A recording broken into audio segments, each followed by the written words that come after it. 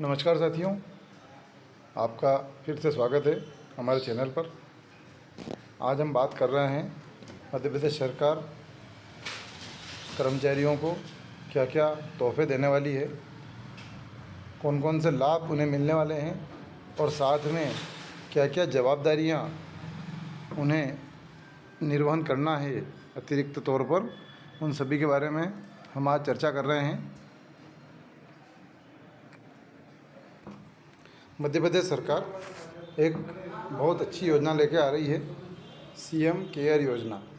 CM care योजना जो है, इसमें सभी कर्मचारियों के लिए एक बहुत अच्छी खबर इस प्रकार से है कि सीएम केयर योजना में सभी कर्मचारियों का 20 लाख रुपए तक का इलाज कैशलेस कराने की सुविधा मध्य प्रदेश सरकार लेकर आई है।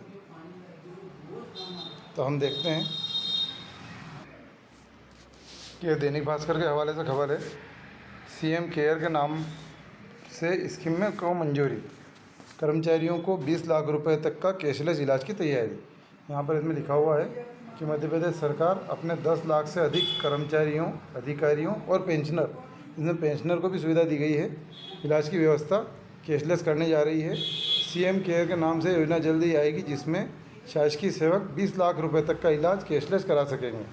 पेंशनर्स के लिए यह अधिकतम सीमा 5 लाख रुपए तक की हो सकती है। मुख्यमंत्री डॉक्टर मोहन यादव ने इस स्वास्थ्य बीमा योजना की मंजूरी दे दी है।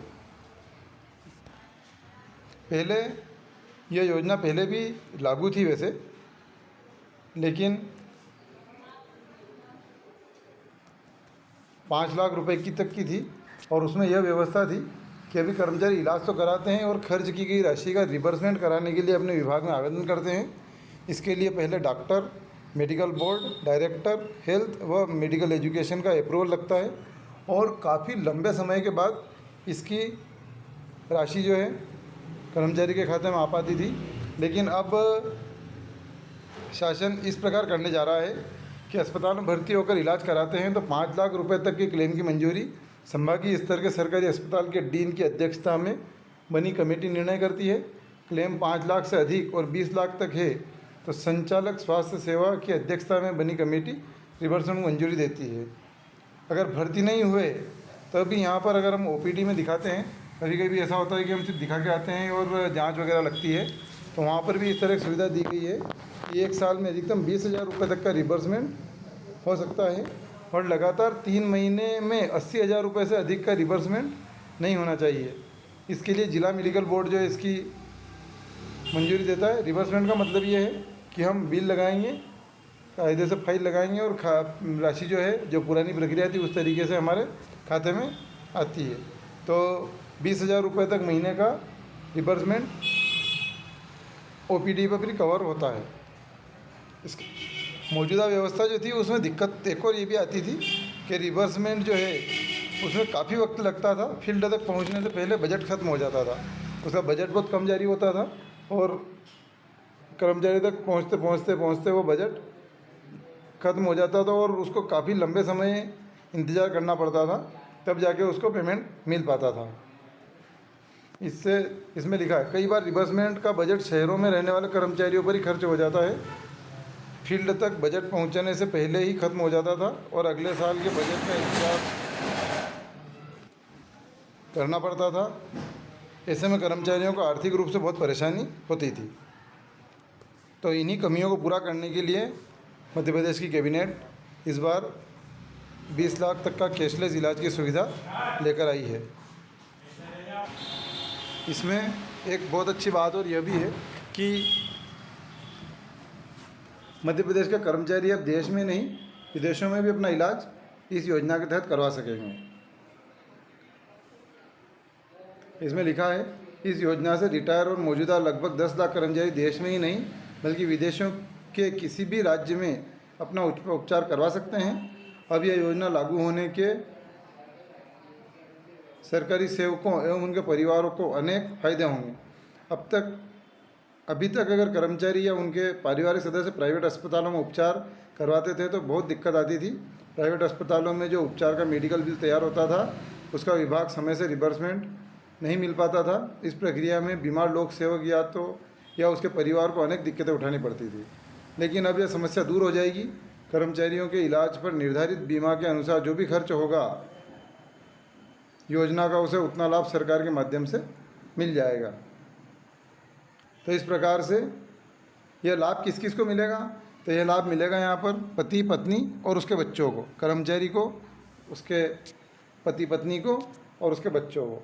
बच्चे जो हैं उनकी उम्र 25 साल से कम है, उन सभी को इसमें लाभ मिलेगा। या बच्चे 25 साल से अधिक हैं और उनकी शादी नहीं हुई है तो भी उन्हें उसका लाभ मिलेगा। लेकिन बच्चे की शादी होने के बाद वह उसका अलग परिवार हो जाएगा और वहाँ पर उसको उसका लाभ नहीं मिल पाएगा।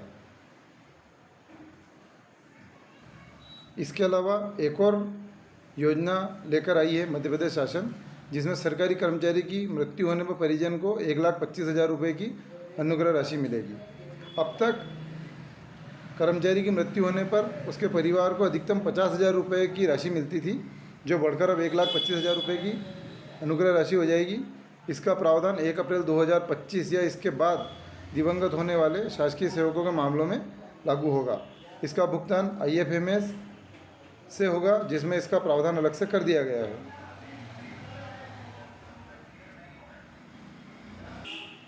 इतनी सारी सुविधा देने के बाद शासन कर्मचारियों से कुछ उम्मीद भी रखती है, जैसे कि यहाँ पर एम शिक्षा मित्र जो है वह अपडेट हो रहा है।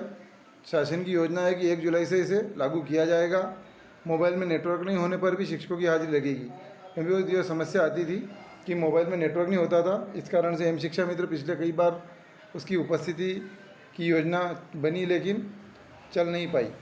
तो अब पोर्टल को एम शिक्षा मित्र ऐप को इस तरह से अपडेट किया गया है कि उसमें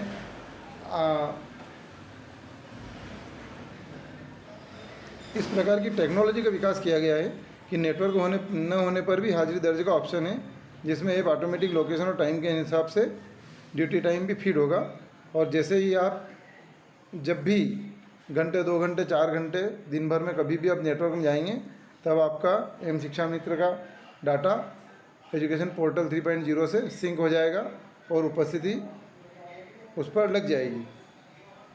सभी शासकीय सेवकों से एम शिक्षा मित्र पर उपस्थिति दर्ज करने की तैयारी की गई है। ऐप शिक्षक की उपस्थिति चेहरे और लोकेशन के माध्यम से दर्ज करेगा। खास बात यह है कि एम शिक्षा मित्र मोबाइल नेटवर्क न होने पर भी शिक्षक की उपस्थिति का सही टाइम और लोकेशन दर्ज प्राप्त होगी, जो मोबाइल पर नेटवर्क आते ही पोर्टल पर ऑटोमेटिक फीड हो जाएगी। अब BO BRC CAC सभी को एम शिक्षा मित्र के पर ही स्कूलों का निरीक्षण और रिपोर्ट दर्ज करना होगी। अभी तक जो कागज़ पर होता था वह कागज़ पर नहीं होगा। अब जन शिक्षक भी विद्यालय में आने का समय और जाने का समय उसमें एम शिक्षा मित्र पर ही डालेंगे और उसी से उसका निरीक्षण एम शिक्षा मित्र के माध्यम से ही होगा। यहाँ पर शासकीय सेवक की ड्यूटी टाइम 7.5 घंटे होता है। एम शिक्षा मित्र पर ड्यूटी का टाइम अटेंडेंस लगाने के साथ ही ऑटोमेटिक फीड होगा। ड्यूटी टाइम के घंटे कम होने पर आकस्मिक अवकाश जोड़ा जाएगा। खास बात यह है कि एम शिक्षा मित्र अपडेट होने से शिक्षकों को आकस्मिक अवकाश के लिए विभागीय अधिकारियों के चक्कर काटने से मुक्ति मिलेगी। ऑनलाइन अप्लाई का उसमें एक ऑप्शन दिया गया है, जिसमें छुट्टी का आवेदन भी वो कर सकते हैं। तो ठीक है साथियों, इसी के साथ आप सभी को नव सत्र की बहुत बहुत शुभकामनाएं। जय हिंद, जय भारत। आपको हमारा वीडियो कैसा लगा कृपया कमेंट करके बताएं। धन्यवाद।